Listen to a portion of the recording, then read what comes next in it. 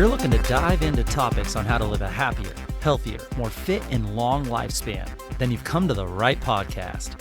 Livin the Dream with me, Coach Damian Evans. Together, we will explore the topics on all things health, fitness, and wellness. Together, we will be lifelong learners on this journey to living the ultimate dream. What up, Dream Team? Coach D here, coming at you from beautiful sunny San Diego. And in today's MEGAphone episode, we will be shouting out an amazing health professional. He's a British physician, an author, a TV presenter, and how I discovered him is he is a fantastic podcaster. He's best known for his TV show, The Doctor in the House, as well as a regular commentator on the BBC radio.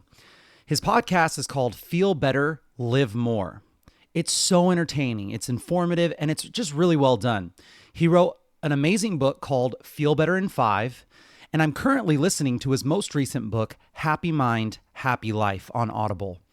His name is Dr. Rangan Chatterjee.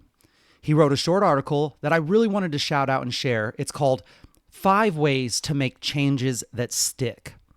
Because I believe that if you can really understand and implement these 5 things into some areas that you may have been struggling to find consistency in, I feel like they can be life-changing. And that's not an overstatement. The magic is in its simplicity. It has to be simple. If it was complicated, it's not going to work. And it's never going to work on a large scale. But I've seen these steps work with both clients, with family and friends, and I use it in my own life every single day. So let's check out Dr. Chatterjee's 5 ways to make changes that stick. It's arguably pretty easy to make short-term changes to your health. Giving up alcohol for dry January, forgoing chocolate for Lent, or smashing your first month's gym membership and not missing a day. But we all know what really counts, and that's making those positive changes last long-term consistently. Here's what Dr. Chatterjee has learned from almost 20 years of clinical experience and talking to the leading behavior change scientists. And here's a clue. It's not about your willpower, as much as David Goggins would like to say it is. Number 1 on the list of 5 ways to make changes that stick. Start easy. There's a reason his new book is called Feel Better in 5. It asks you to address your health in 5-minute sessions. It's because the latest science of successful behavior change tells us that if we want to create new habits, it's essential to start easy, to start small. Stanford University psychologist and habit expert B.J. Fogg tells a story about how he turned the chore of flossing his teeth into a habit by starting with just flossing one tooth. He made it a task that took hardly any effort, no willpower, no motivation. Just floss one tooth. Yet, after finishing one tooth, he found he just naturally wanted to do another, and within a month, he was automatically flossing his teeth twice a day. This can be done in any category of your life, with any goal. If your goal is to read one book every month, start by scheduling in 1 page a day. 1 page a day seems like it would never get you anywhere. It's not going to get you a book a month. That's barely going to get you a chapter a month. However, there are so many factors that are involved in getting from 0 pages to even just 1 page. There's so many factors. It's not as simple as just reading 1 page. Think about this. You need to figure out when you're going to set aside time to read, even if it's just 1 page. Because right now, your body, your mind, your lifestyle, you're habituated to that current lifestyle. You have to legit change up your current routine. You have to get uncomfortable. You have to decide where this is going to be and how you're going to stay focused without any distractions, even if it's just 1 page. When are you going to do it? Where are you going to do it? How are you going to stay focused without any distractions? You have to decide which thing you currently do needs to take a back seat, needs to be pushed to another time, or needs to be completely taken out of your current routine in order for you to take the time to read just 1 page. You have to decide what you're going to read. You have to figure out how to consistently do this day after day. It's a whole thing. It's a whole process. You can see how it's just not as simple as I want to read 1 page a day. It's the process that it takes to get you there that is most people's barrier. Here's the cool part. Once you've solidified the process of reading 1 page a day, how, what, when, where you're going to do it, usually what happens is you decide, you know what? I've got time for a few pages today. And a few pages turns into a chapter. And now a chapter a day, you could cruise through a nice stack of books in a year with a chapter a day. If you break down a 24-hour day, 1 hour is 4% of your day. That means that if you want to be just 1% better every day, all you need to do is invest 15 minutes in whatever it is.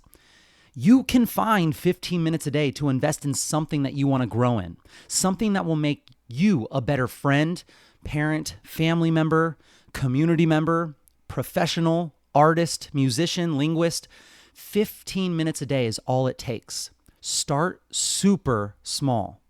Make it impossible to fail. 1 tooth, 1 page, 1 push-up, 1 walk around the block, 1 vegetable, 1 minute earlier to bed each night, 1 glass of water every morning. If you want to start walking, start with putting your walking shoes by the door and giving yourself a goal of walking 5 minutes a day after you wake up. Or maybe you just go out and touch the mailbox and come back. Or maybe you get 1 lap around your block, whatever feels almost effortless. And I know what it feels like. It feels like this is pointless. This will have 0 effect on my health. This will have 0 effect on making me a better person. And even if it does, it's going to take me forever at this rate to have any effect. Trust the experts. Trust those who have led thousands of people with this strategy. Trust me. I use this tool every time that I start something new, and it works. I'm planning on doing an episode on gamifying health, which will explain this next point in depth. But I'm a huge Excel spreadsheet guy. I know it sounds super nerdy, but I've always loved Excel. I don't know why. I've just really connected to it. I took a class in middle school, and I just love to play on it. I wanted to start getting data on how many times a month I do certain health-related things that were important to me and my goals. So things like, how often do I train? What type of training is it? Is it hypertrophy? Is it agility? Is it power? Is it endurance? How often do I stretch? When do I do active recovery? Do I get recovery in on how many days? How often do I drink my nighttime magnesium sleep tincture? I just wanted to track and see how often I do these things, because acquiring awareness through data will allow me to make changes towards my goals. So I made this really super simple spreadsheet that anyone could make. And every night I log in and I log if I did or if I didn't do it. It had like 5 things on this list at first. And now, months later, after doing it for a couple of months, I now have over 60 items that I am tracking and I have data on.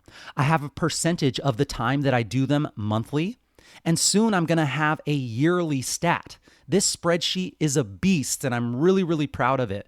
But it started small. If I wanted to track 60 things starting right now, there's no way that I could do it. It started with me tracking 5 things. 5 things, no equations, no percentages, nothing. And I just kept adding to the spreadsheet and adding and getting an equation here and thinking about this aspect of how I can make it better here and just adding on. This is cumulative.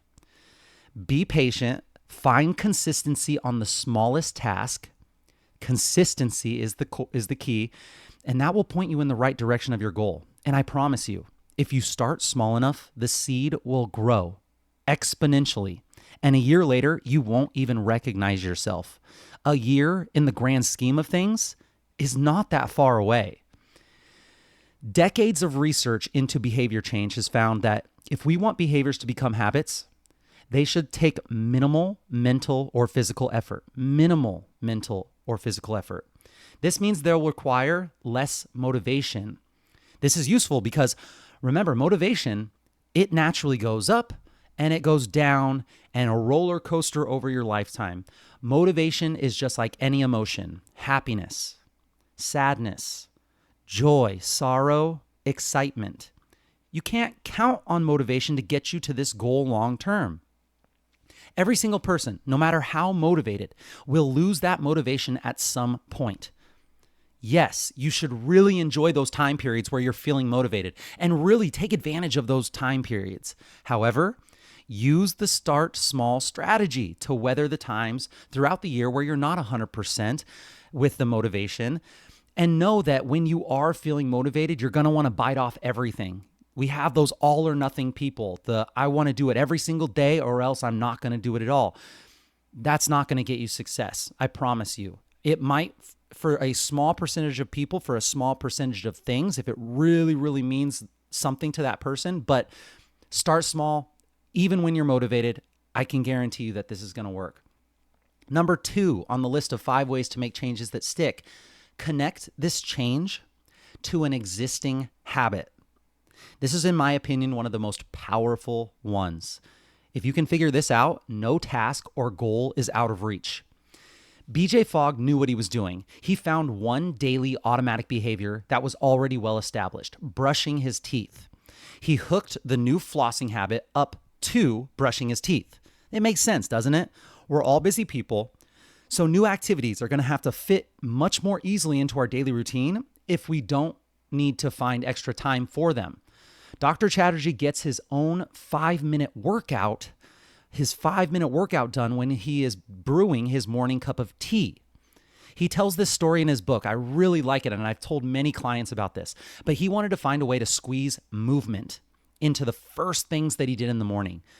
He realized that he already had an established habit of getting up, going down to the kitchen while everyone in his house was still asleep. He would start to heat up his tea kettle, and then he would just sit there, and he would wait for it to get hot, and he would wait for it to steam, and then he would pour his tea. Waiting for it to get hot. Sometimes he would check his phone, sometimes he would read the paper, but now he had this new goal of getting movement in. The first thing in the morning, he realized, okay, I can put this and stack this desired new goal with my new already existing habit. I have it well formed. I'm going to stack it with this thing. He didn't need to dress up in workout clothes. He didn't need to drive to the gym or any of that. He picks 5 exercises and he does each one of them for just 1 minute. He literally has a kettlebell sitting in his kitchen right next to the counter, and that's right where his kettle is. He has to trip over the kettlebell just to make his tea. It's almost impossible for him to not start his movement routine. If he goes down to make his tea, he's getting his movement in. This is so powerful. Do you have your wheels turning on how you can implement this into your life? For you, think about the various transition points in your life or your daily routine or your existing tasks in your day. What are the things that you do every day automatically? Now, what new habit could you piggyback onto something that you already do without thinking about? I couldn't get myself to floss my teeth. So I bought some biodegradable charcoal single-use tooth flossers. And guess where I did? I stuck them in the console of my car. So every time I drive and every time I find myself in traffic or anything like that or on my way to work, I just pull out a flosser and I just casually start flossing my teeth while I'm driving to work or wherever I'm driving. Maybe you want to start walking in the morning. The night before, you can lay out your clothes and your shoes right by your alarm clock. So as soon as it rings, boom, you turn it off. The very next step is to put on your clothes. It's just a habit. It's one into the next.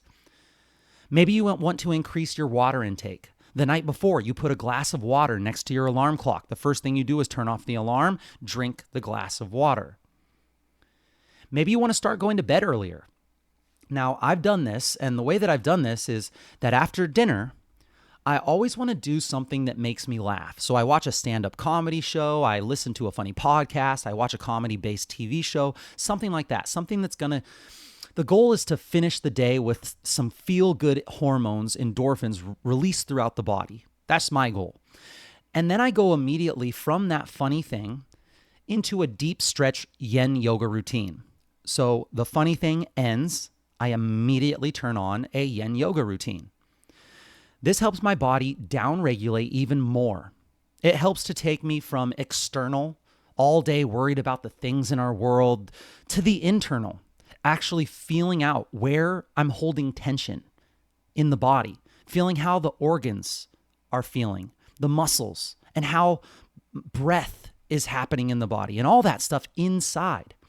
We rarely take the time to go inward like that during the day. So ending the day with something like that, where going inward is the goal, can be really beneficial in my opinion. And as soon as that yin yoga is done, I go straight to bed. I do this, I use an app called brain.fm. So as soon as the yin yoga's over, I put my headband on. It's kind of dorky. I have a sleep headband, and I use an app that has customized music that has scientifically been shown to help you achieve better deep sleep. It also has options for things like focus, relaxing, meditation. I love this app. I've used it for years. And after a couple years of using it, I actually reached out to them and I became affiliated with them. So I just love them. I love what they do so much. If you want to try it out, you can use the discount code CoachDamien_SD, all one word, CoachDamien_SD. And you'll get a nice little discount and I think you can get the first month for free still. I highly recommend it. Brain.fm.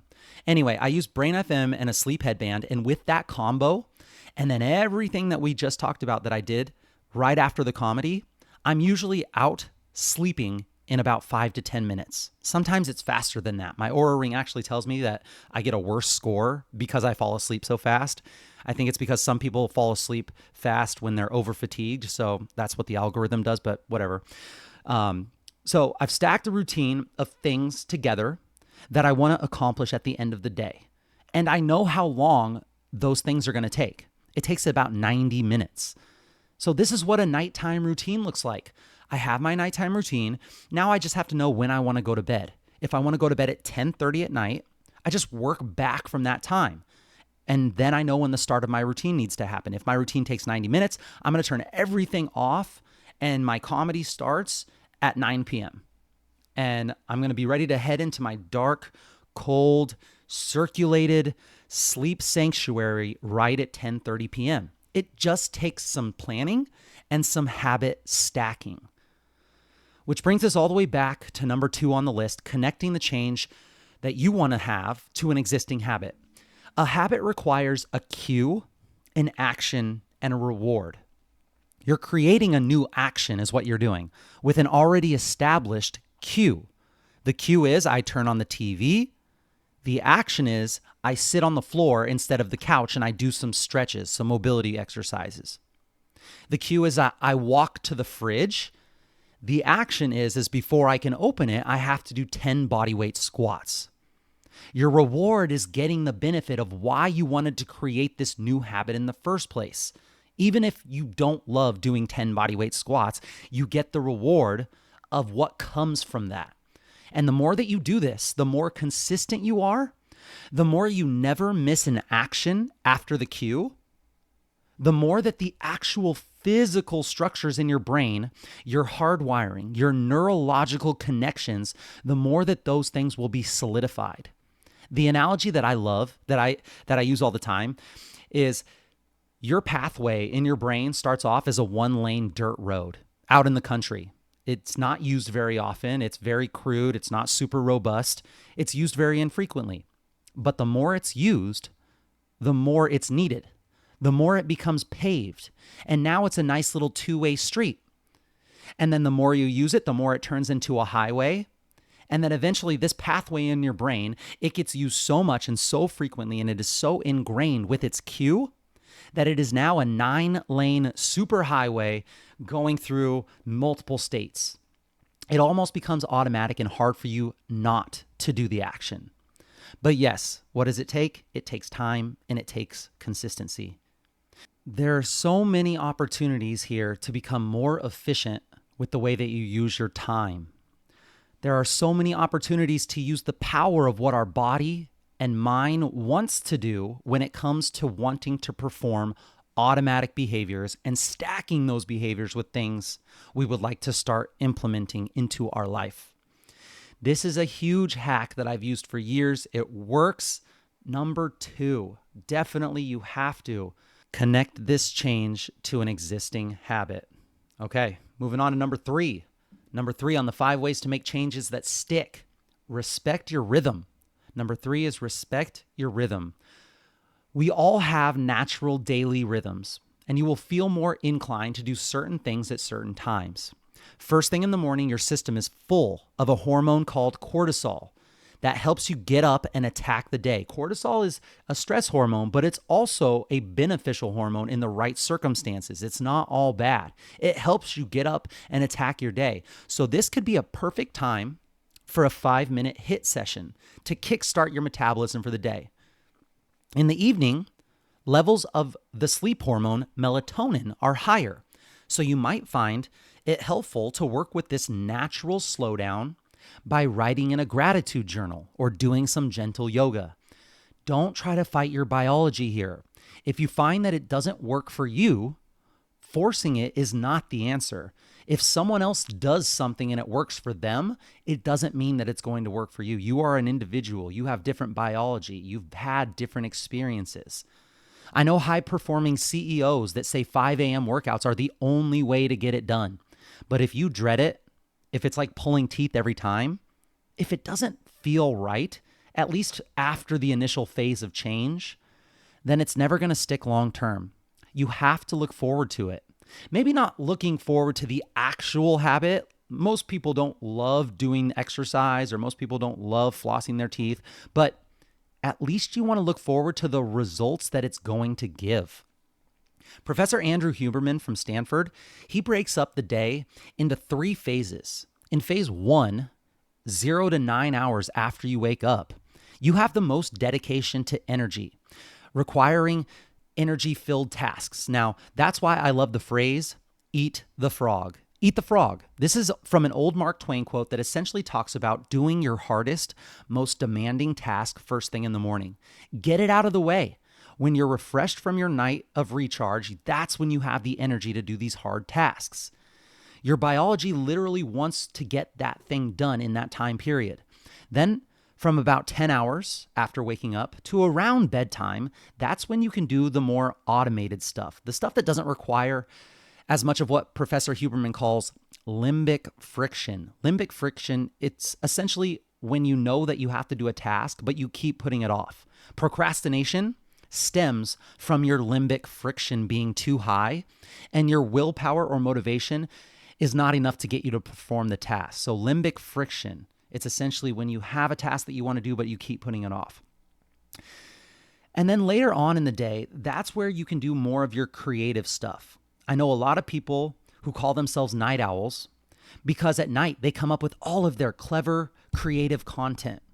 Artists, musicians, video gamers, computer programmers, they usually tend to love the nightlife due to the creativity being at its highest amount right here. And of course, everyone is different. I know someone's listening to this right now and they're like, no, that's totally wrong. That's not me at all. Well, I know that. I hope we all get it at this point. Each of us is an individual. We all have what works best for us. I think it's probably true to say that a lot of us think we know what's best for us, but are we actually incorrect and there's another way, another possibility out there that actually works better for us? I don't know. We just haven't found or explored it out yet. That could be a possibility too, right? There could be something better than what you think is the best. And that's what I feel like this is all about. Exploring, finding, trial and erroring.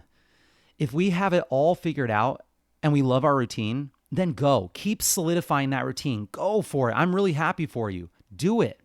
But if it feels like there's room for growth, start playing with your rhythm and discover what feels best for you. Number 3, respect your rhythm. Moving on to number 4, design your environment. Oh, I love this one. This one might be the next biggest one in my opinion. Design your environment. Our environment shapes who we are, whether you like it or not. We adapt to whatever we are exposed to frequently. This one can be powerful beyond what you've ever imagined, with one caveat. That caveat is that you may have to adjust from being normal to abnormal. Some might even say the word weird. Here's what I mean. It's normal to wake up, make your coffee, drive to work, sit at your desk, maybe have lunch, work some more, drive home, make dinner, watch TV, go to bed, and then do it all over again. Does that sound familiar? Now think about your daily routine. Think about how your house is set up, how your workspace is set up. Think about your environment. It's probably set up very nicely to match your current daily routine. The TV is right in front of the couch for perfect relaxation and decompression time. Your chair in the office is set up right in front of your computer so you can easily sit for long periods of time and work. Now I would like to describe to you my living environment. And if by the end of it you think I'm super weird, I would not be surprised. When you walk into my house, you'll immediately see that right in front of our couch, we have a huge yoga mat with a ton of blankets on top of it. I do my best not to sit on the couch as much as possible. I've decided that that position is not one that I want to solidify, because the more you hold your body in one position, the more it molds itself to match that position permanently. I believe this. So I'm always sitting in different positions on the floor. And if I find a position that's uncomfortable, do I move out of it? No, I actually spend more time in that position because my mindset is if my body doesn't like that position right now, if it just barely doesn't like it, it's going to slowly lose the ability to get into that position.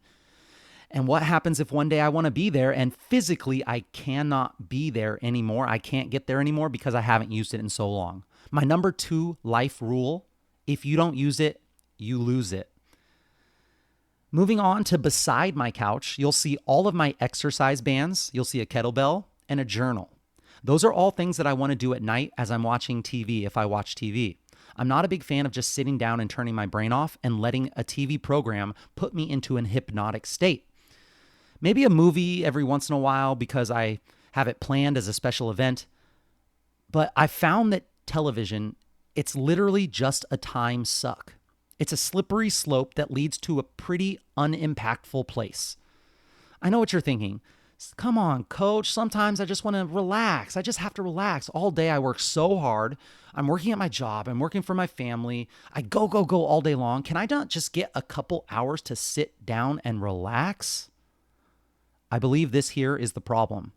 We're doing things throughout the day that drain us, that don't fulfill us, that don't give us purpose, that just drain our souls slowly.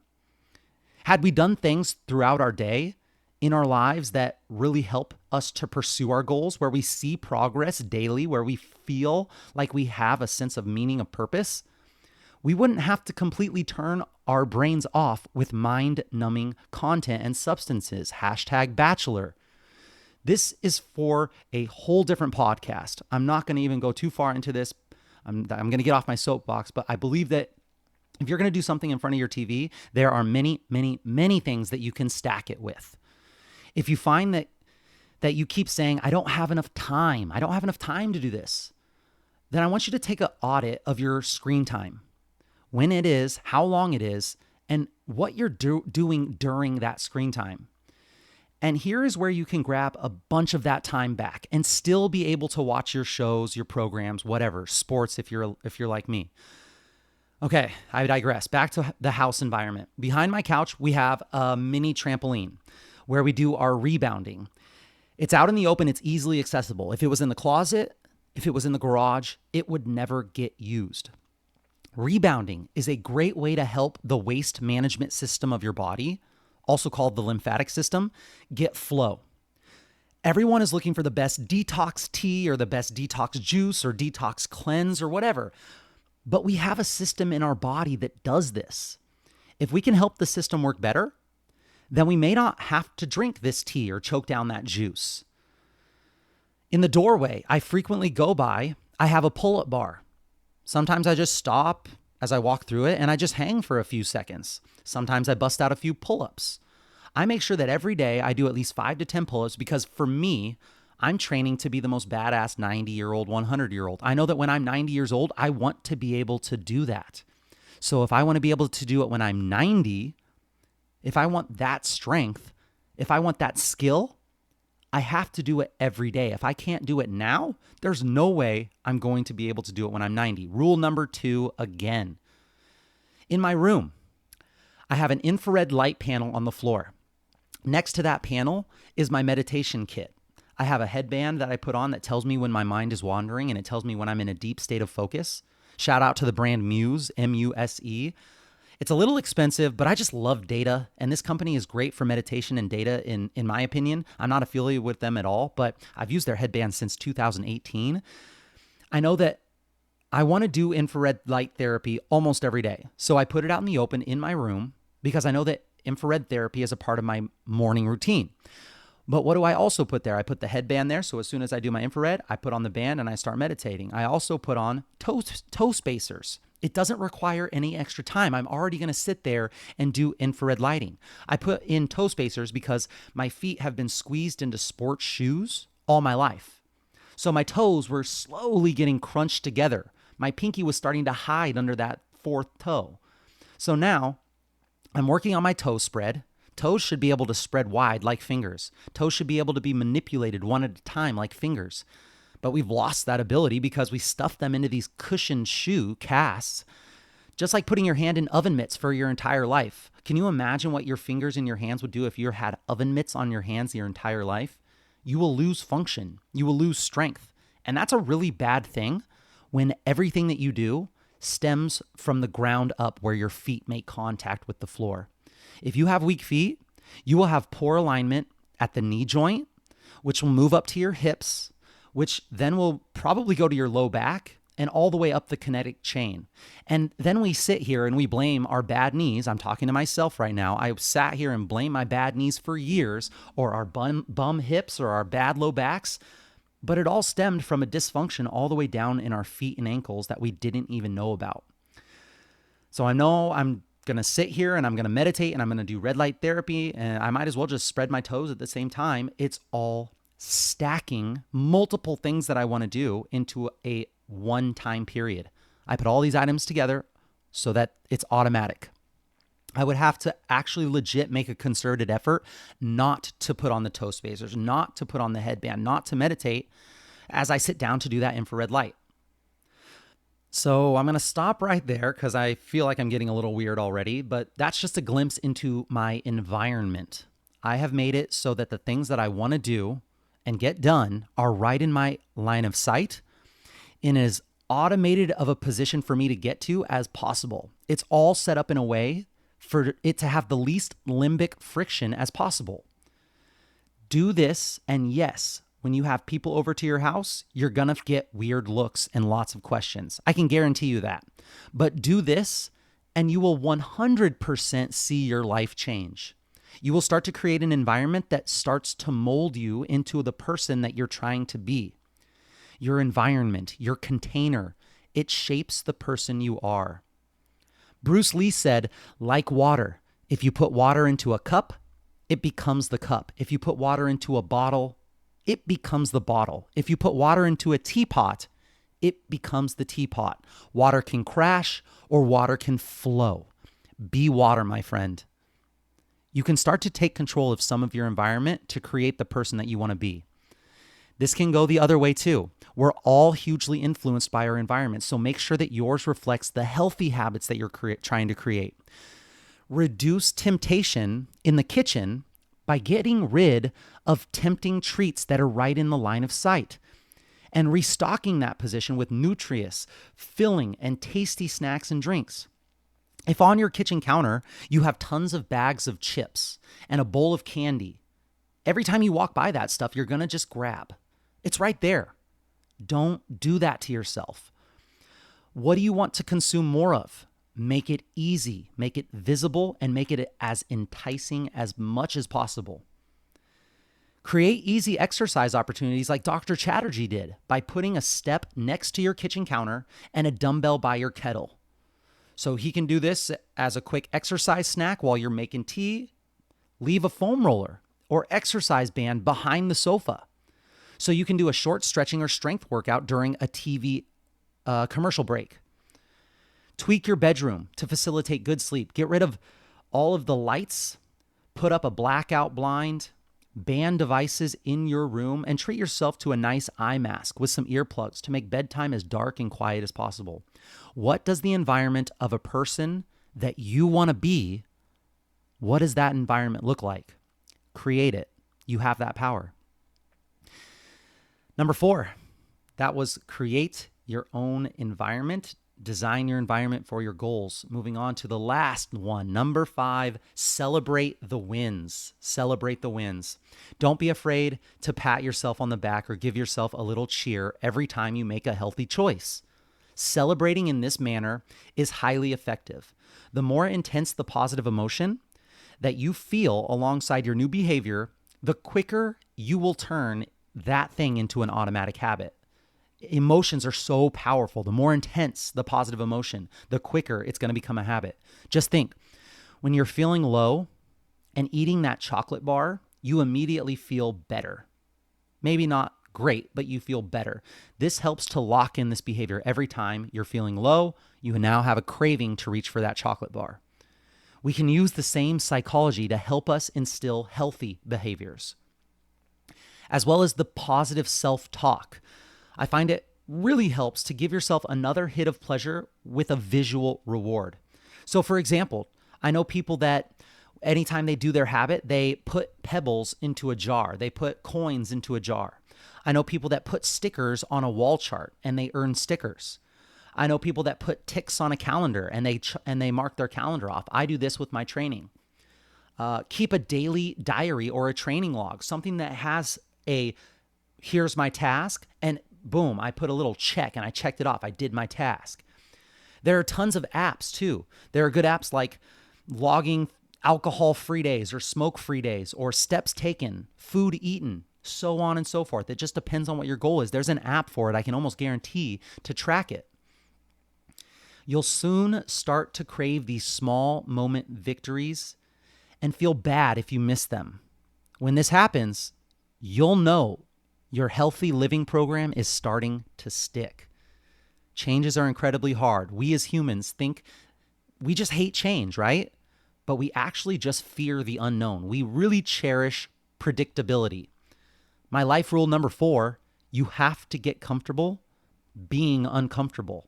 At first it sucks, but get comfortable being uncomfortable. If you want to get somewhere that you are not right now, you got to do something differently than you're currently doing. These 5 ways to make changes stick. Start easy. Connect the change to an already existing habit. Respect your natural rhythms. Your body and mind will tell you if you listen. Shape and design your environment to match the person that you want to be. And 5, celebrate your wins. If you do these, you will make the changes stick. It's not easy. It will take time. It will take patience and consistency, but that's what this whole thing is about. You got this. And that's it, my friends, for this week's MEGAphone episode. Each week, we're going to focus on sharing information that will help you with your health, fitness, and wellness journey. Share the knowledge that you gained with your friends and family and hold each other accountable. If you enjoyed this content, it helps a ton if you could post on your social media stories a screenshot of this episode with maybe one takeaway, something that you learned, and make sure that you tag me and share your journey. Tag me at Livin the Dream _podcast or at Coach Damien _SD, and let us know how this episode benefited you. Let's get more people on this lifelong learner train and join the Livin the Dream team. Message us if you have any suggestions or tips that will help your Livin the Dream team that we can discuss on future episodes. I will be right here with you working on making us stronger, happier, and healthier humans. Until next time, friends, keep living the dream.